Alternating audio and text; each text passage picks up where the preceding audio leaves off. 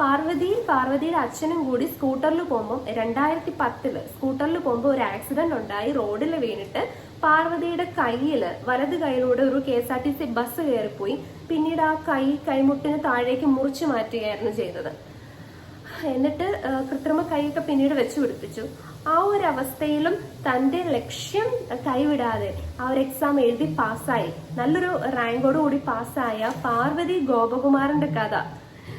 ഈ ഒരു കഥയുടെ ക്യാപ്ഷൻ മനോരമ കൊടുത്തിരിക്കുന്നത് വിജയം തൊട്ടു ഇടം കൈയ, വലത് കൈ നഷ്ടമായാൽ ഇടത് കൈ സിവിൽ സർവീസ് മോഹത്തെ പിന്നോട്ട് വലിക്കാൻ വലത് കൈ നഷ്ടമായാൽ ഇടത് കൈ സിവിൽ സർവീസ് മോഹത്തെ പിന്നോട്ട് വലിക്കാൻ ഒരു അപകടത്തിനും കഴിയില്ലെന്ന് തെളിയിച്ചു പാർവതി ഗോപകുമാർ.